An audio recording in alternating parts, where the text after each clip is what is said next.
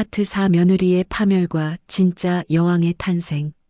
실버타운 문전박대를 당하고 돌아온 서울의 낡은 아파트. 아들 박동훈과 며느리 최 씨는 포기하지 않았습니다. 아니, 포기할 수 없었습니다. 눈앞에서 15억이 아른거리는데 제정신일 리가 없었죠. 그들은 옥분 씨에게 빌어서 안 되니 법으로 뺏겠다는 추악한 계획을 세웠습니다. 다음 날 부부는 서초동의 한 변호사 사무실을 찾았습니다. 수임료는 비싸지만 승소율은 높다는 피도 눈물도 없는 악질 변호사였습니다. 변호사님, 방법이 없을까요? 어머니가 치매기가 좀 있으세요. 노망나서 당첨금을 들고 가출하신 건데 성년후견인 신청해서 우리가 돈 관리할 수 없나요? 며느리가 뻔뻔하게 거짓말을 늘어놓았습니다.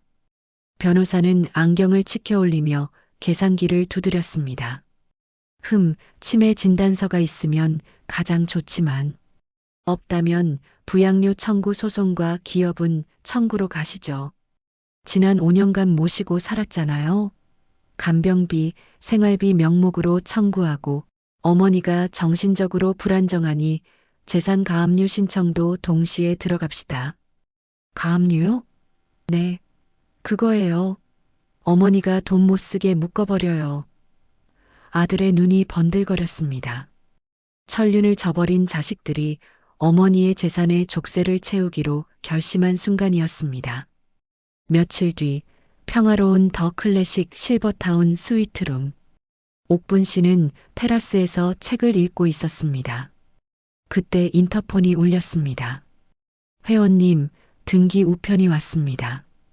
법원에서 온 것 같은데요. 옥분 씨의 눈썹이 꿈틀했습니다. 올려보내세요. 도착한 서류는 부양료 청구 및 재산 가압류 신청서였습니다. 내용은 가관이었습니다. 청구인 박동훈 아들, 최미경 며느리은 피청구인 김옥분모를 5년간 지극정성으로 봉양하였으나 피청구인이 복권 당첨 후 일방적으로 가출하여 정신적 피해를 입었음. 이에 지난 5년간의 부양료 및 정신적 피해 보상금 5억 원을 청구함. 지극정성? 봉양? 옥분 씨는 어이가 없어 헛웃음을 터뜨렸습니다. 밥 한 끼 제대로 차려준 적 없는 것들이, 냄새난다고 쫓아내려던 것들이, 법원에는 효자효부 행세를 하며 소장을 보낸 것입니다. 옥분 씨는 소장을 구겨 쓰레기통에 던지는 대신 휴대폰을 들었습니다. 여보세요?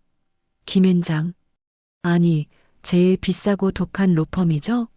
저 김옥분입니다. 변호사 군단 좀 꾸려주세요. 돈은 얼마든지 드릴 테니.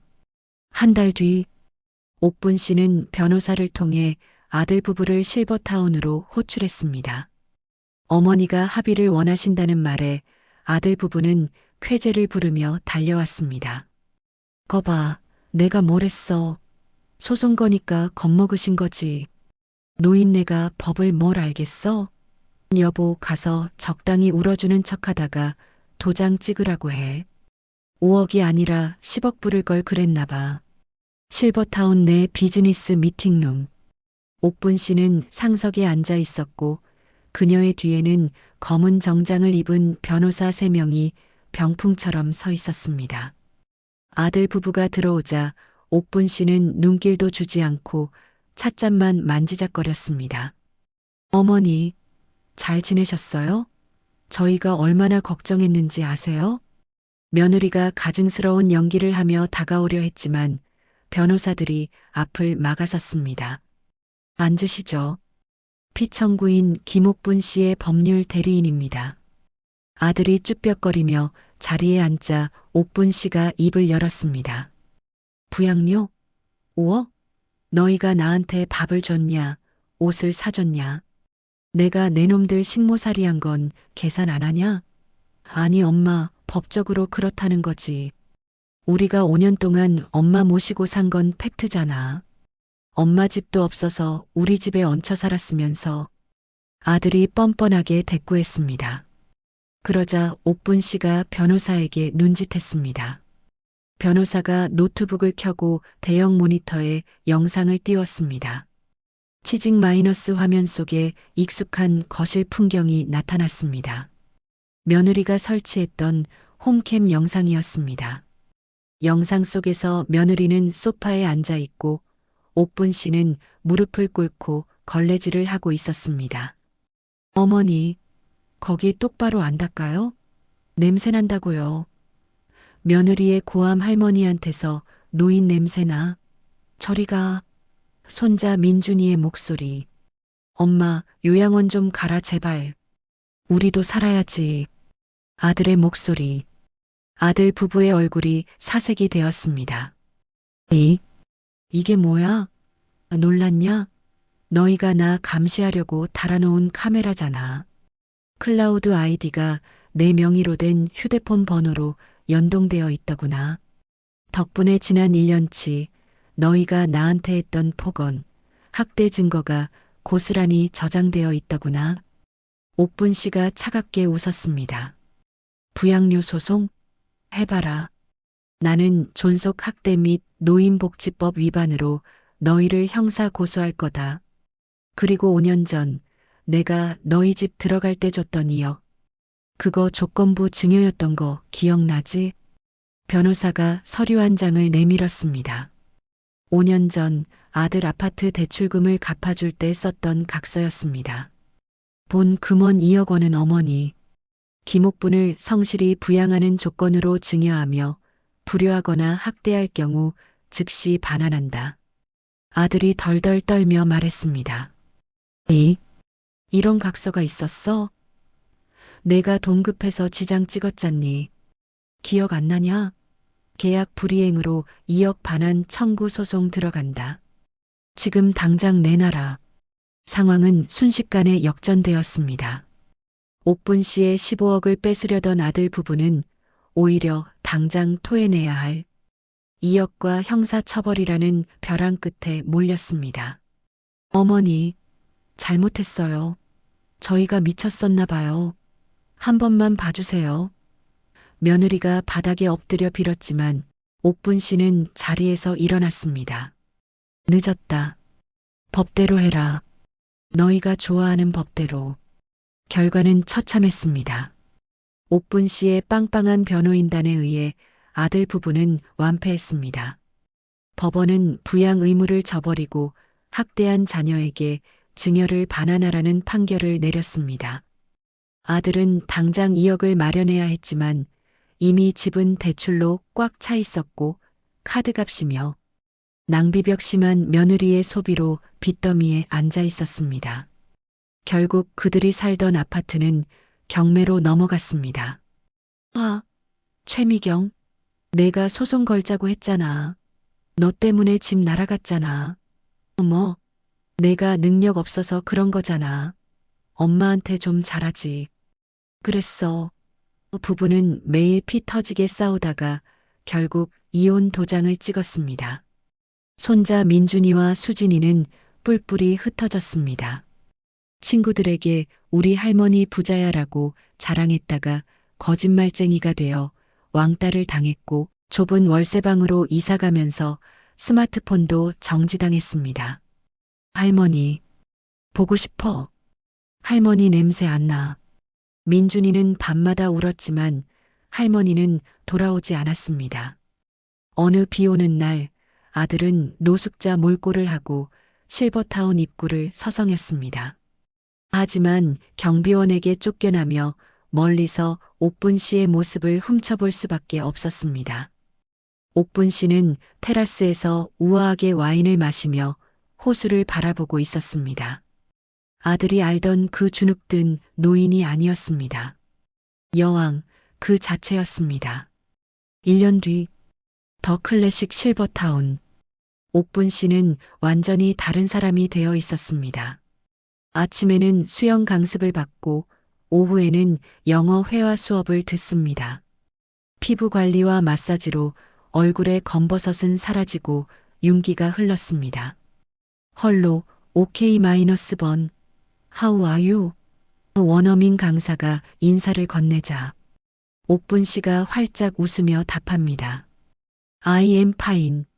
very happy. 옥분 씨는 단순히 돈만 쓰는 게 아니었습니다. 그녀는 자신처럼 자식에게 버림받고 갈 곳 없는 독거노인들을 위해 재단을 설립했습니다. 15억 중 5억을 쾌척하여 옥분 무료 급식소를 연 것입니다. 급식소 개관식 날 수많은 노인들이 옥분 씨의 손을 잡고 고마워했습니다. 회장님 감사합니다. 덕분에 따뜻한 밥 먹습니다. 아유, 별 말씀을요. 많이 드세요. 눈치 보지 말고 팍팍 드세요. 옥분 씨는 국자를 들고 밥을 퍼주며 가장 환하게 웃었습니다. 며느리 눈치 보며 밥을 풀 때와는 전혀 다른 당당하고 자비로운 손길이었습니다. 어느 날 저녁 실버타운 라운지에서 댄스 파티가 열렸습니다. 옥분 씨는 붉은색 드레스를 입고 나타났습니다. 남대문 시장에서 샀던 빨간 내복 대신 진짜 디자이너가 만든 드레스였습니다. 멋쟁이 신사 할아버지가 옥분 씨에게 손을 내밀었습니다. 김 여사님, 춤 한 곡 추시겠습니까? 옥분 씨는 수줍게 하지만 당당하게 그 손을 잡았습니다. 좋지요. 왈츠인가요? 음악에 맞춰 춤을 추는 옥분 씨의 얼굴에는 지난 70년의 고생 흔적은 찾아볼 수 없었습니다. 오직 지금 이 순간을 즐기는 한 여인의 행복한 미소만이 가득했습니다. 창밖으로 보이는 보름달이 옥분 씨를 비추었습니다. 옥분 씨는 마음속으로 중얼거렸습니다. 영감, 보고 있지? 나 이제야 내 인생 산다. 자식 농사는 망쳤지만 내 인생 농사는 이제부터 대풍년이야. 나 지금 너무 행복해. 사랑하는 구독자 여러분, 김옥분 할머니의 로또 대반전 이야기 어떠셨나요? 옥분 씨의 23억은 단순한 행운이 아닙니다. 평생을 가족을 위해 희생했지만 돌아온 건 무시와 멸시뿐이었던 우리 시대. 모든 어머니들의 눈물이 만들어낸 보상이자 스스로 존엄을 찾으려는 용기의 결과입니다. 혹시 지금 가족이라는 이유로 당연하게 희생을 강요당하고 계신가요? 엄마니까 참아야지, 할머니니까 봐줘야지라는 말에 속아 여러분의 인생을 지우고 계시진 않나요? 옥분 씨가 과도를 식탁에 꽂으며 했던 말을 기억하세요. 내 인생은 나의 것이다. 여러분의 행복은 자식의 성공이나 효도에 달려있는 게 아닙니다. 바로 여러분 자신의 통장, 그리고 여러분 자신의 마음에 달려 있습니다. 옥분 씨처럼 당당하게, 그리고 우아하게 여러분의 인생 이막을 즐기시길 바랍니다. 자식에게 올인하지 마세요. 그 돈으로 맛있는 거 드시고 좋은 옷 사 입으세요. 그게 진짜 남는 겁니다. 오늘 이야기가 통쾌하셨다면, 그리고 옥분 씨의 앞날을 응원하신다면 구독과 좋아요 버튼을 꾹 눌러주세요. 여러분의 따뜻한 댓글 하나가 제게는 23억 로또보다 더 큰 힘이 됩니다. 저는 다음에도 더 속 시원하고 감동적인 이야기로 찾아오겠습니다. 감사합니다.